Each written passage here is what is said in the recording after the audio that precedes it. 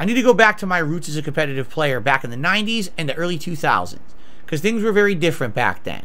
Back before the games were all on console and worldwide available, video games like Street Fighter were arcade only, all right? And then you would later on be lucky to get a home port that was even close to being as good as the arcade version, right? The home ports were typically very inferior to the arcade versions of the games. But there was always an unfair advantage. This is very true. There was always an unfair advantage. However, the unfair advantage was always in favor of the Japanese. Stop it. And I mean that. Stop it. You guys are living in the past, okay? Why? Now, Jasper's sitting on my lap again. Jasper, I'm sorry. You can't sit on my lap during the podcast. The third time I got to tell him. Why? Well, because Capcom is a Japanese company. So Capcom would make these games and play test them in Japan. You'd go to Japanese arcades and these games would be in Japanese arcades first before they ever went international. So the Japanese competitive players would get to play these games months in advance, sometimes a year in advance. Sometimes these games would release in Japanese arcades full-fledged 6 to 8 months before the international release, and the Japanese players had almost a year advantage on the rest of the world. You're just gonna have to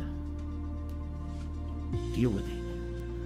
So Japan always had a competitive advantage back then. I remember a Japanese player, some of the few of them that would come to EVO, would completely dominate every game they played. Like literally every fucking game. Because they had an advantage, because they've been playing the games much longer at a competitive rate. They knew a higher level of gameplay than most of the Americans, because they had that unfair time advantage. Okay? So the argument now amongst some of these people in the competitive fighting game community is, oh, you see, well, back in the day, the Japanese always had the advantage, and no one said anything. But now, the tables have turned. Now, we cracked the beta, we have the advantage, but now all of a sudden, everyone's up in arms about it. Well, isn't that a double standard? No! It's not a double standard. The 90s and early 2000s, the arcade culture is not the same as modern day competitive fighting games. There was no giant scale tournaments, no giant prizes to be had, no online play. None of what people are trying to do to justify this justifies it. It's outright wrong, legally and morally and competitively, in 3 completely different ways. Legally, it wouldn't make sense, and legally, it would basically hurt me. Getting this advantage is not right. There's no way you can actually justify doing what these people are doing. They just want to cheat to get ahead. And that's sad. But that's the mentality of the fighting game community, ladies and gentlemen.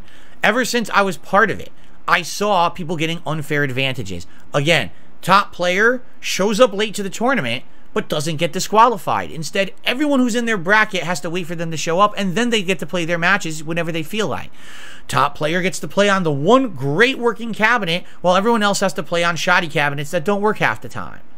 He cheated. He's a fucking cheater. A blatant fucking cheater.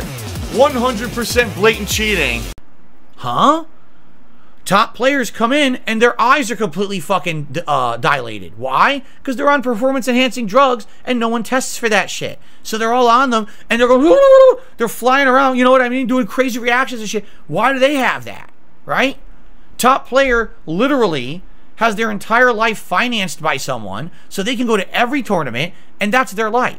I couldn't tell you how many top players back in the day were literally at the big East Coast tournament, the big Texas tournament, the big Chicago tournament, the big California tournament, the big other Midwest tournament. Wait a minute.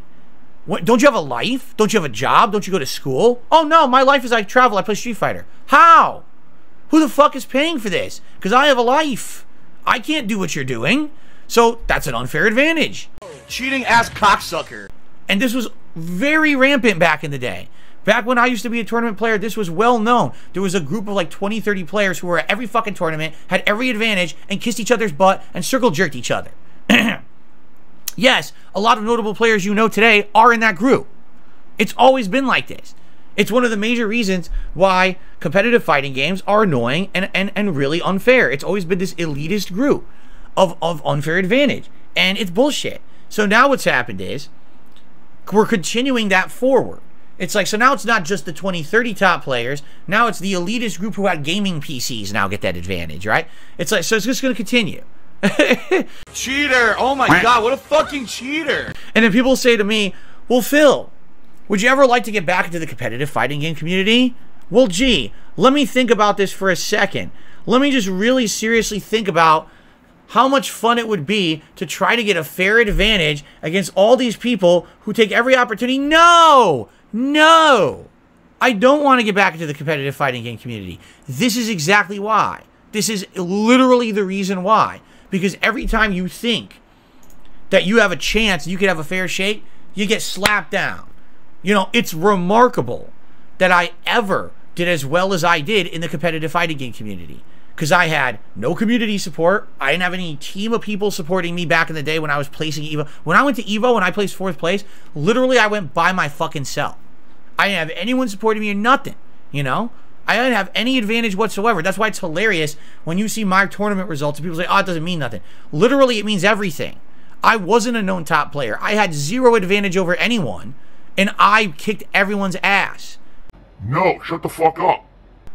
If anything, that should be the case that pointed to say, oh my god, as opposed to, oh look, the same guy, same guy, same guy, same guy, same guy, same guy, same guy over the years. But people don't want to look at that shit. It's always been like this. So I mean, no, Street Fighter 6, here's how I approach it, okay? Here's what I think. It's going to be a great game. It certainly looks that way. It certainly looks like it's going to be way better than Street Fighter 5. They're doing all the right things. They've got game modes in that game that are going to appeal to the casual player and to the competitive, or both. For me, I'm kind of both. I'm going to definitely try to learn the characters competitively and play them online, but at the same time, I'm going to enjoy the game offline casually. I maybe like to do sessions of the game over time. Maybe this will be my fighting game that I play over time casually. You know, once a week we do a stream of fighting games, and this will be it, right? But at the very same time, when already the game's not even out yet, and we have these kind of controversies, people literally cheating to have a 4+ month advantage on everyone else in the competitive scene, do you think I give a shit about competitive Street Fighter? I'd be a fucking moron. I really would be. Who the hell wants to be part of a corrupted community like that? Why would I want to be a part of that? Are you out of your mind? You're already setting yourself up for failure and drama if you're trying to be part of that. Why would you care? You know? It's just going to get worse when big money's on the line. This is the shit that happens. Dude, it's going to get worse and worse. You're going to hear all kinds of horror stories. I'm telling you. So here's how I'm going to cover it. I don't care. You know what I mean? Like, I don't give a shit. I'm going to play it for myself at home. I am going to play it online competitively. I'll try to learn the characters, but you're not going to see me attending tournaments or caring about my competitive. Oh my god, look at Phil's ranked placings online. I don't give a fuck. Oh no! Oh! I'm just going to play it and enjoy it. I hope you enjoy the footage I put out of it. Like I said, we could maybe do community nights where we have people who are, you know, members of the community. Maybe we'll make a clan, the DSP clan or whatever, DSP gaming clan, and people are under it. And we could do lobbies where we play each other and we enjoy and stuff like that. You know what I'm saying? I'm down for that. I'm down for enjoying the game for what it is. But please, don't think for a moment that I have any aspirations of caring about this game at a competitive level. There's no point. I've been there, done that. I've been through that grind. I've been through those levels of frustration, unfair advantage, and disappointment. There's just no reason for someone in their right fucking mind to care that much about it. It's not going to be fair. It's going to be bullshit. There's going to be corruption. There's going to be people cheating. I've been there, done that in my life. I have no reason to want to do that shit. Oh, Darkside Phil. Oh, Darkside Phil's that guy. He's hated by the entire fighting game community, and he was permanently banned from every tournament because he went to EVO and he was trying to stab people or threaten people with a knife.